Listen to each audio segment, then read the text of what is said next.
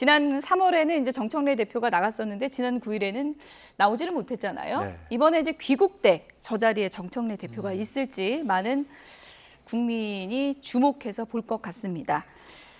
이재명 대통령이 지금 순방 중에도 마음이 편치 않은 여러 가지 요인이 있을 텐데 지지율 추이도 그중에 하나인 것 같습니다. 지지율 추이를 좀 볼까요? 이재명 대통령의 국정수행평가 흐름을 보면 지금 하락세가 이제 계속되고 있고요.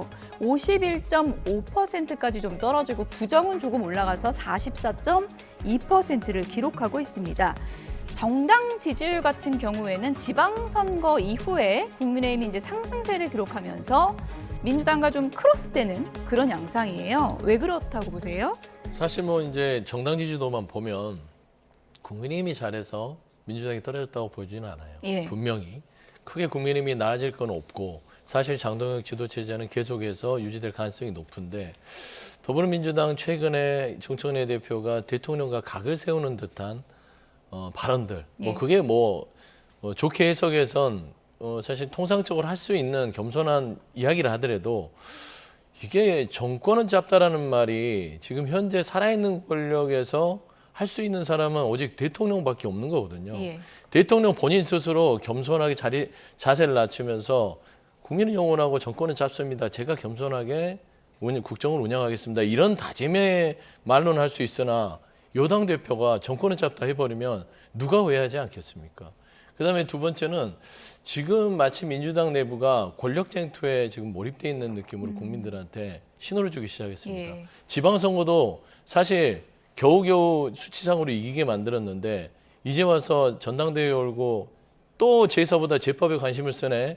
대통령은 틀림없이 순방 나가기 전에 안 부른 이유가 중앙선관위의 투표권 침해에 대해서 바로잡는 부분들을 좀 해라. 이거 매우 중요한 일이다라고 여당 대표한테 얘기를 하고 갔는데 예. 그 일은 하지 않고 지금 정청래 대표가 무슨 일을 하고 있습니까? 1인 1표제, 보안수사권 폐지, 정권은 짧다.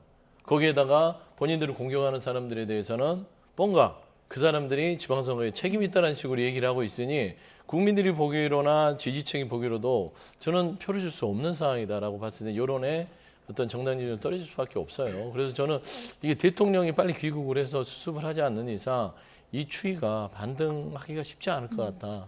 굉장히 우려가 예. 깊은 여론조사 추이다. 그렇게 말씀드립니다. 국민의힘이 뭔가 좀 잘했다기보다는 민주당에 대한 실망감이 반영된 것이다. 이렇게 분석하셨는데 예. 어떻게 보셨어요? 예, 저도 같이 생각을 합니다.